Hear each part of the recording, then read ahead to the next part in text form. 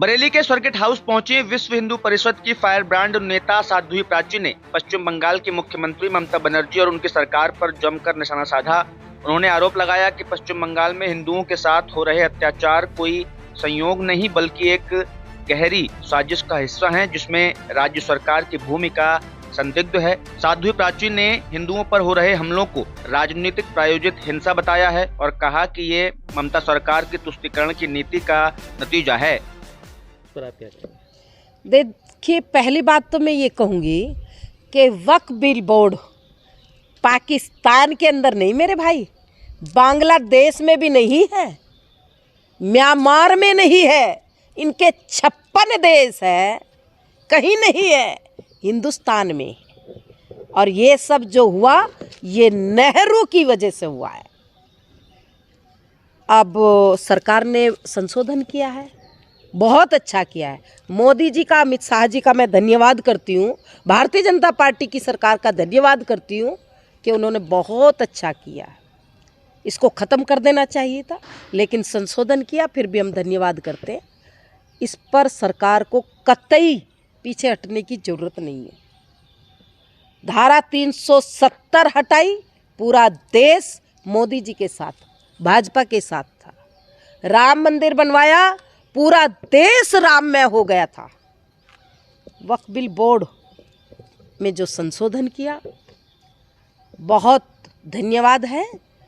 और जो बंगाल के अंदर हो रहा है ना, ये मुमताज बानो जो करा रही है, ये केवल और केवल हिंदुओं को ख़त्म करना चाहती है। ये बहुत बड़ी साजिश बंगाल के अंदर चल रही है, इसलिए ये हो रहा है। बंगाल के अंदर या तो राष्ट्रपति शासन लगाया जाए या फिर बंगाल में आर्मी के हवाले बंगाल को कर दिया जाए। मुमताज बानो आपने नाम लिया, तो ये कौन है मुमताज बानो?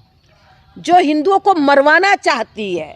बंगाल के अंदर एक दूध मुहे बच्चे को लेकर के एक महिला रात के अंधेरे में निकलती है, क्या उसको दिखाई नहीं देता?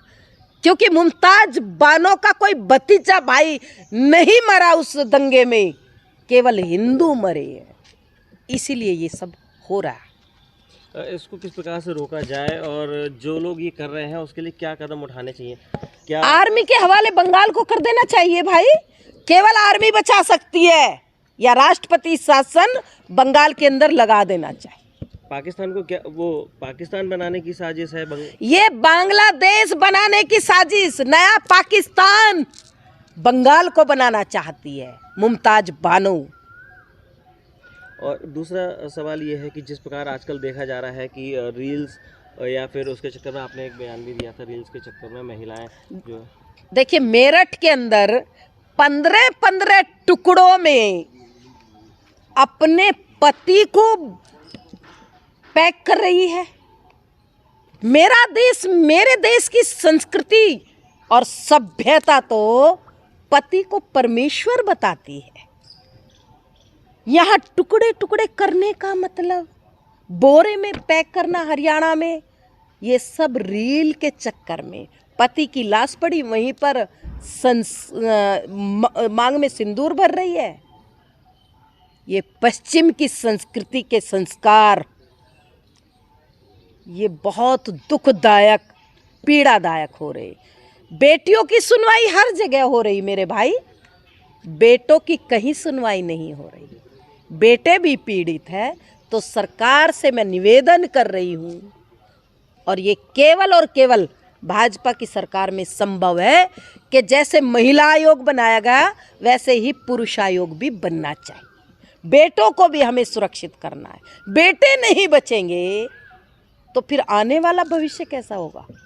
इसीलिए रील्स की आपने बात की, तो ये किस प्रकार माहौल बिगाड़? हरियाणा के अंदर रील बनाने के चक्कर में, रील बना रही थी जिसने हरियाणा भिवानी के अंदर एक अपने पति को मार करके जो हत्या की है, वो रील बनाने वाली तो थी। और जिससे मिलकर के, जिस प्रेमी के चक्कर में, बॉयफ्रेंड के चक्कर में, दोनों ने जो बॉयफ्रेंड से मिलकर के उसकी हत्या की है, वो रील बनाने वाली तो थी। दीदी एक और सवाल है, बरेली में मौलाना तौकीर रजा हैं जो आए दिन कुछ ना कुछ विरोध करते हैं और भड़काऊ भाषण भी देते रहते हैं। अभी हाल में उन्होंने प्रेस कॉन्फ्रेंस करके प्रधानमंत्री नरेंद्र मोदी को अपशब्द कहे और योगी आदित्यनाथ जी को भी उन्होंने अपशब्द कहा। उनका कहना है कि मदरसों में मानवता पढ़ाई जा रही है, जबकि जो गुरुकुल हैं उसमें हिंसा। क्या कहेंगे? देखिए, कसाब मदरसे से निकला था ना। ये जितने आतंकवादी हिंदुस्तान के अंदर मिलते हैं सभी मदरसों के प्रोडक्ट होते हैं, मदरसों से निकलते हैं। एक भी गुरुकुल का जरा मुझे बताएं हिंदुस्तान के अंदर। ये तौकीर रजा ये खुद आतंकवादी है।